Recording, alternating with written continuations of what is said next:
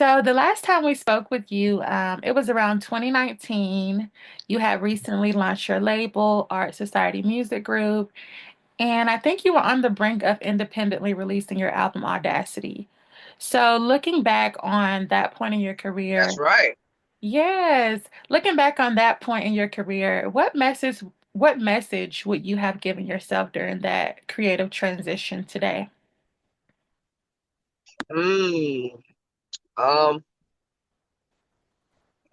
Remain diligent and remain disciplined. Hmm. It'll all plan out. It'll all pan out. Trust your instincts. Trust your ability.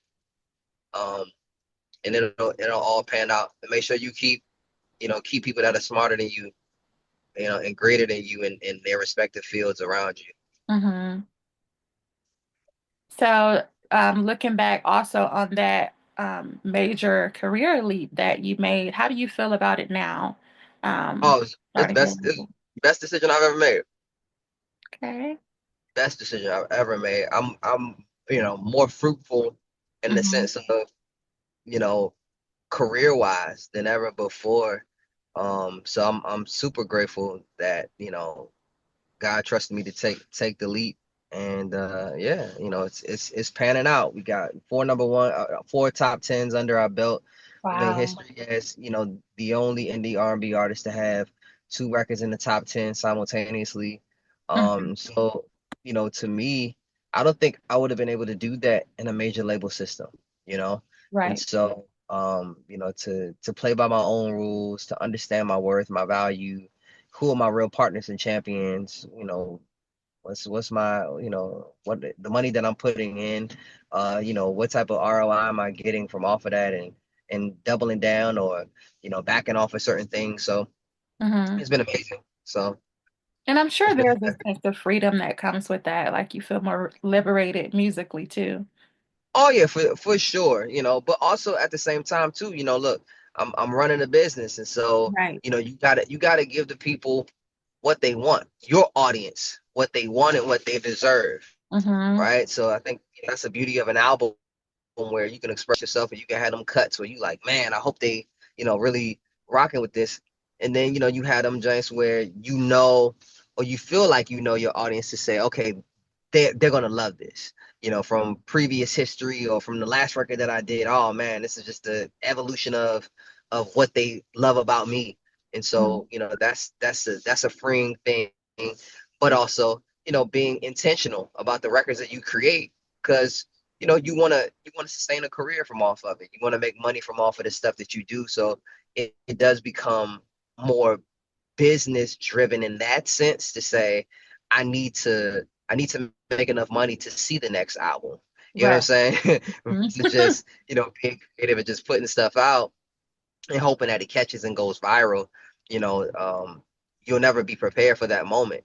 And that moment will consume you. So there's that. Okay. So a lot has happened for you musically since the release of Audacity. And Yes. I'm sure with every project, there's growth in your craft. So how do you feel your new EP, Love Uptempo, displays your artistic evolution? I will say Mhm. this. I'm super excited about it because of the fact that um, this is something that was a challenge for me, right? Like I wanted to do a record that was all mids and up tempos. I feel like doing ballads or vibes are easy, right? And it allows for you to express yourself more and you get to do a little bit more like rhythmic stuff and whatever. But when you're trying to do straight ahead records that can be, radio dominant or DSP friendly or whatever, it becomes a challenge. Just like for a lot of artists, they'll have a whole bunch of songs on their album, but they'll only have two singles. And I'm Right. like, all right, well, what if I did a record that was very like, either single dominant or just more mid tempo, up tempo? So it was definitely a challenge for me, and I definitely rose to the occasion. So I'm very proud of myself for making this project. And it's been a couple years in the making. I've had that concept, I think, right around the time that I had the concept for Audacity. So I knew that Wow. I wanted to do Love Up Tempo for quite a while now. Mhm. It just never, when I went into the studio, it was always like, well, I have these two records.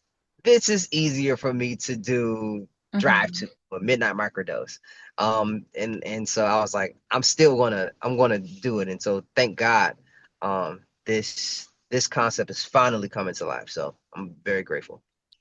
And just to expand on that, you led us with your single Love in the Middle. Mhm. Listening to the song gives me this feel good, soulful.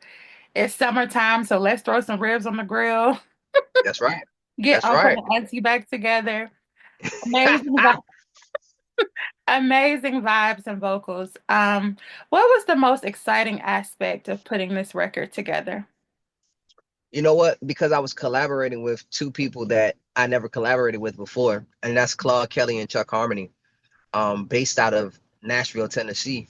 Okay. And so Claude Kelly, is responsible for writing "Party in the USA" by Miley Cyrus. Wow. Um, a whole bunch of Britney Spears songs. Like, I mean, his, their catalog runs deep. They produced and wrote "Bittersweet" by Fantasia together.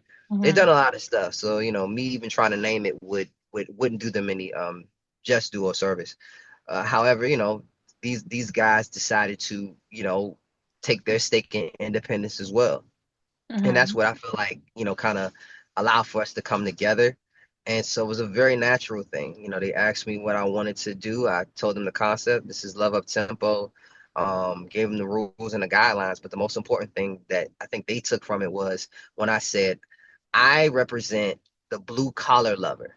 And so they was like, it's like expound on that. And I was like, well, blue collar meaning, your everyday worker, your nurses, your teachers, your UPS workers, your bus drivers, everyone under the sun that wakes up every morning to go and get it to provide for their families or for themselves. And so I said that community I feel like is underserved and overlooked as it pertains to R&B music. I Yeah. said the climate has changed, and so everything now is more the antithesis of that and of love for that matter. Everybody's cool with situationships or, just kind of being in the gray.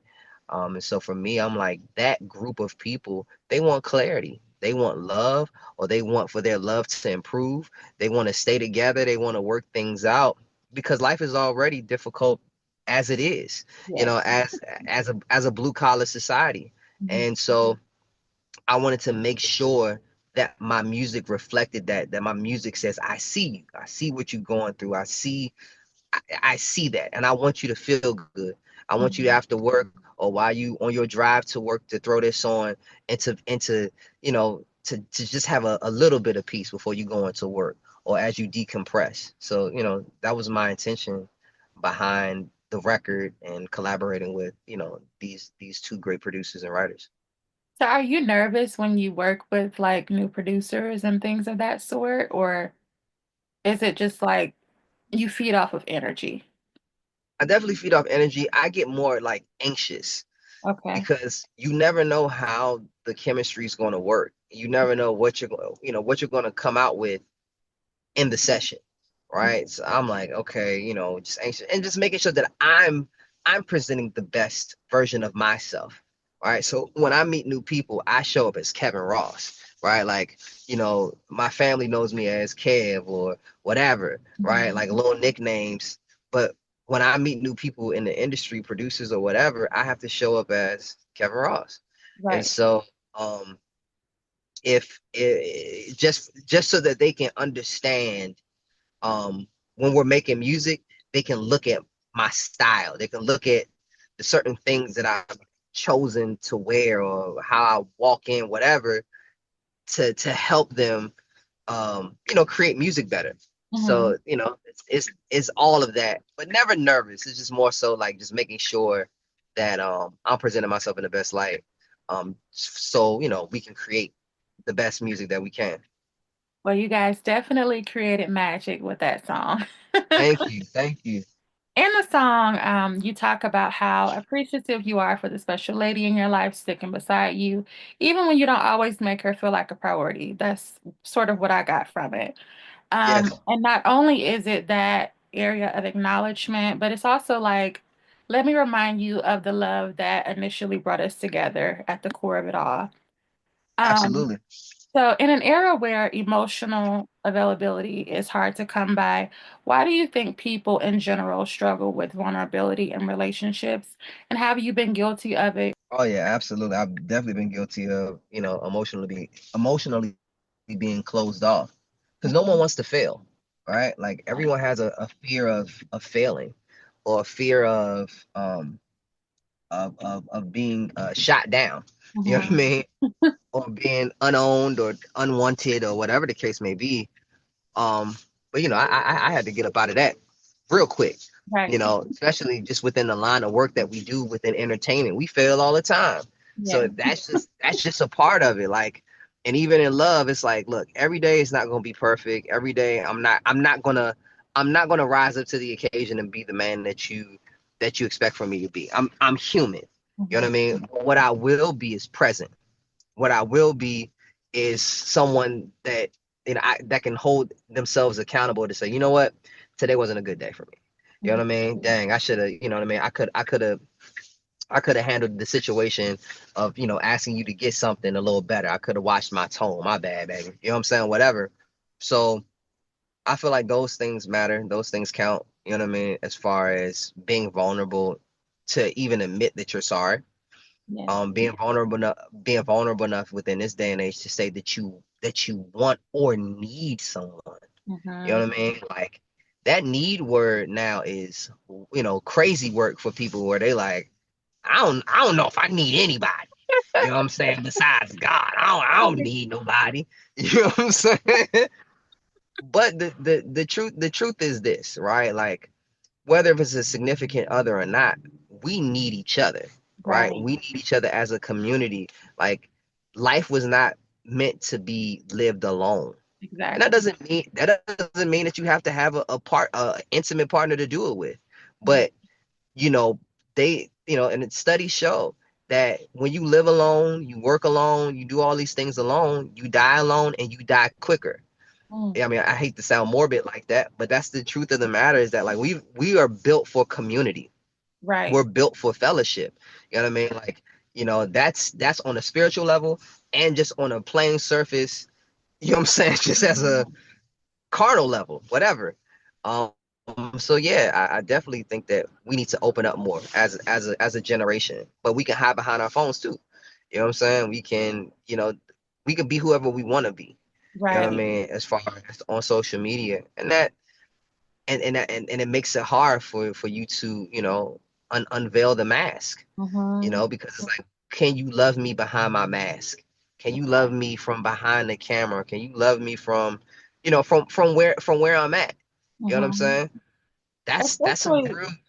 My Especially bad, I'm sorry. since especially since we're in an age where on social media there's always this debate about, men against women and dating rules nowadays. So I Yeah, totally get where you're coming from. absolutely, absolutely. But yeah, we definitely need more love, more love. And it ain't got to be sappy or corny, but we definitely got to put love in the middle of the things that matter most to us. So Right. as long as that passion in our heart is there, we'll be okay as a society. But we gotta be more intentional about the things that we put out there too. So I'm Yes. just doing I'm just doing my part. I'm trying to do my part. Yes. You speak candidly about romance and intimacy in your music, which is interesting because outside of that, you're relatively private about your personal life, and I find that very Yes. commendable. Especially in this age of oversharing where entertainers are blurring the lines of transparency and doing too much. Yeah, So is that something you've intentionally done to separate the art from the artist? absolutely. Because I know the things that I love, I take that personally, you Mm-hmm. know. And being Kevin Ross, the artist, that's business. But when you start to mix the two, if somebody tries to say something about my son or, you know what I mean? Like, or my mom or, my loved ones, like, I would take that personal because they're not in the business, right? It'd Right. be different if they signed up for it, but they didn't. I did. And so I try to protect them and keep them out of harm's way in a sense of unnecessary critics and opinions. The more that you put out there, the more people will critique, more people Yes. will judge. I'm built for it. Others may not be. So I don't think it's fair for me to try to drag my family into something that they didn't choose. So I really try to protect that because that's my sanity. That's my peace. When Hmm. it's all said and done, when the lights go off and when the show is over, what I have is my family. Those are the people that call me to be like, I heard your song on the radio. I'm so proud of you. I remember when, you were in that little room, trying to crank out songs or screaming Hmm. to the top of your lungs, trying to get this note right. So, that's my motive. That's my motivation that keeps me going. So I'm gonna protect it and keep that, as far away as I possibly can from public eye. Doesn't mean Hmm. that I'm ashamed. It just means that I love them that much to, uh, you know, create boundaries. I gotta, keep that boundary there. So switching gears, you previously mentioned on your social media that this year made 11 years that you've been full-time in music, if I'm correct. Yes, you better do your research. Love it. I had to stalk a little bit. So reflecting on everything you've propelled through, any regrets so far? Regrets. Nah, everything that I've gone through allowed for me to be at this point. So I'm grateful. And so, of course, there's things where I'm like, dang, did I have to go through that, God? Mhm. Obviously, I did. You know what I mean? In order for me to learn the lessons that I needed to learn. You know what I Right. mean? Like, I think it's a rapper. I forget the rapper name. He was like, you got to turn them L's into lucky sevens. And so, that's the way I look at it. You've done so many honorable things throughout your success and honestly built an unparalleled lane for yourself. Your level of talent is insane, I must say. Thank you. However, that being said, whenever I see your comment section, there's always this argument whether you're underrated or not. So, do you feel like you are, or do you feel that you're exactly where God wants you to be? You're really good. I just want to say that. Thank you. That was a great question. Thank you. Um, my my my flesh, my carnal side sometimes, feels a certain type of way and feels like I get overlooked, right? However, the spiritual side is what you just said, is God has me in a place where he needs me to be, right? Like if I needed to be anywhere else, I would have been there. You know what I mean? Mhm. And so I live by the mantra of if I live to see it, I was made to do it. So any opportunity that I'm given, I have to execute. I have to give what I have. And Right. so I made that post, like you said, of 11 years showing gratitude to be like, man, like it's one thing to say I want to do music and then you get a couple records and then you just disappear from the scene. Then there's another thing for it to then become your career, right? Hmm. And so then you just become a name that's just there. You know what I mean? It may not be at the top of the list, and when you're just always just kind of there, just in the ether of the industry or entertainment for 10 years, then congratulations, you have made a career. And Right. for me to have lived off of music, like purely for 10 years is insane. Amazing. Yeah, like when I think about it, I'm just like, this is wild to me Mhm. that, me singing songs, writing songs, producing songs, performing, all this stuff. Like I don't have to do anything else. And so for that, um, if God didn't do anything else, you know what I'm saying? Like that I'm grateful for sure. And during our 2019 interview, you expressed that you felt like the industry was dark, demented, and twisted. When it comes to current climate, I'm sorry, of the field, are Yeah. those your sentiments still? And if so, Oh, why? oh yeah, for sure. For Really? sure. 6 years And later, Kevin? look, here's the thing, like, you know, the industry is predatory, right? And it's perverted in nature. And that's the unfortunate part. And we're seeing a lot of that come to light, unfortunately, with Diddy, with a Yeah. lot of people that stood side by side with Diddy. I don't know who stood side by side with Diddy, but I'm just saying that, you know what I'm saying? if you went to the playground to play, you ain't you ain't go to the playground not to get sand on you. So there's a lot of sandy people, Mm-hmm. uh, sand in their boots that's trying to hide. But the truth of the matter is that like that is what this industry has been built off of, is just predatory business tactics, that have been dark and demented. But that doesn't mean that you become the darkness, right? You don't get consumed by the darkness. Yes. You try to be a beacon of light and a beacon of hope, to say that doing what you love to do and speaking positive messages about love, that there is success there. No, you may not get the Super Bowl performance halftime show Right. immediate or whatever, Mm-hmm. but you can still have a career doing what you love to do. There's so many people out here doing music that don't even believe that they can live off of music. You know what I Wow. mean? That it's they don't even believe that that's possible. They think that it's all or nothing. You Mm-hmm. conversations with people and they just like, yeah, I just want to make it.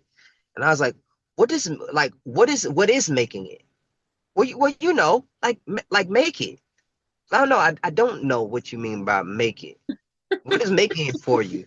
I mean, records on the radio and this and that. And I said, God can give you all that and you can still be broke. You can Yeah. still be in debt. You can still be depressed. So what is making it? Right. And so I'm like, does making it include happiness?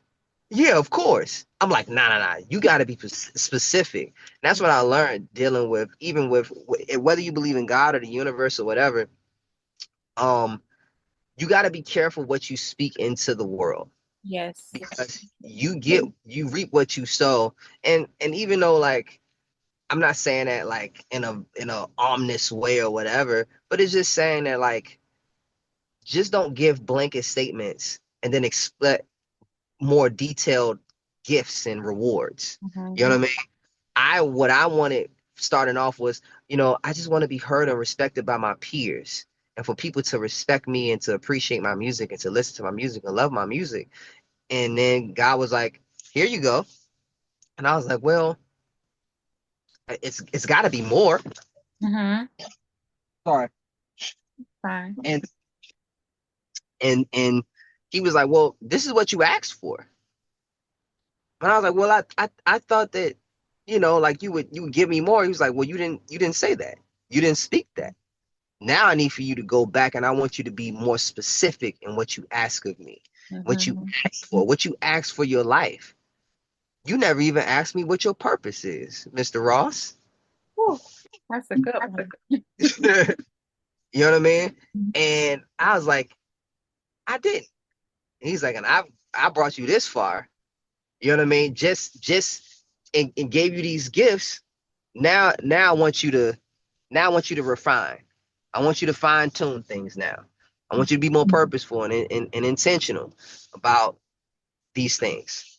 So I have to respect that.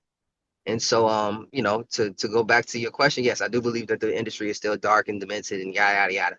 But there are beacons of light that are out there that's doing great work, and that's what we need, and that's what we're going to continue to do. So So being in such a mentally taxing line of work, um, there's always this talk of sellouts. And unfortunately, many people believe the music game is cursed, which we sort of just touched on before. But what has helped you to keep the love in the middle and remember who you are and why you started? oh my gosh, like I said, family, friends, um, and having a purpose that's higher than you.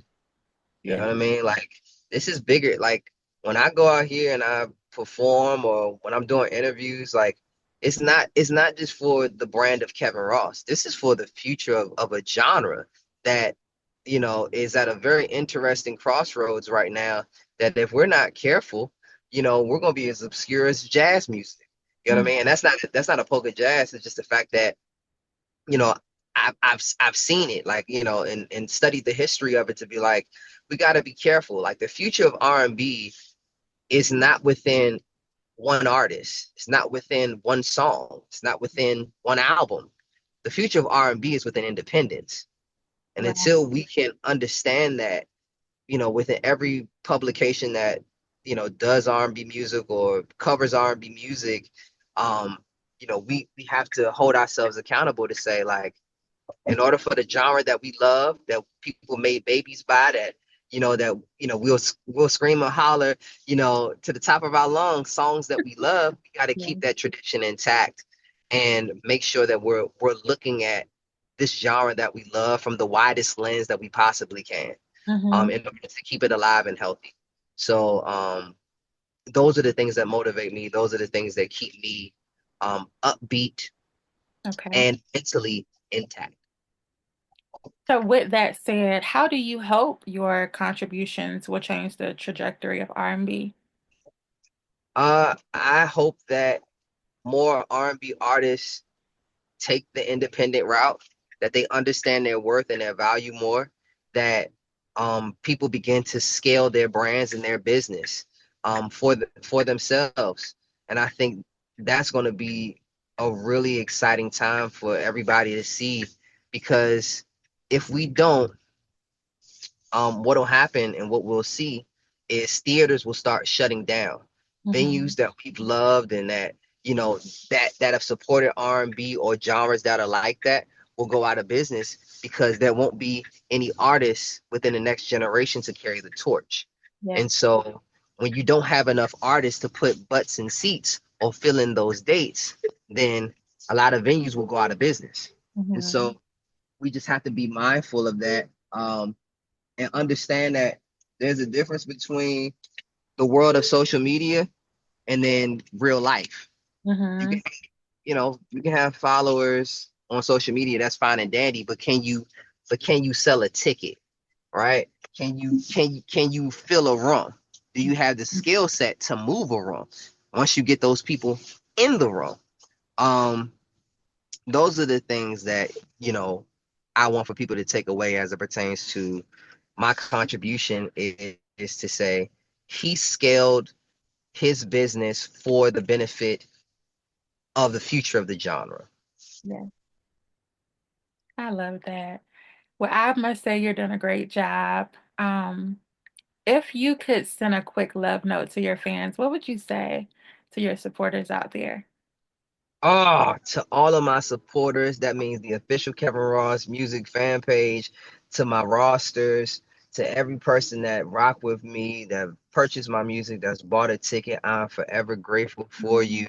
And you guys are the motivation behind everything that I do.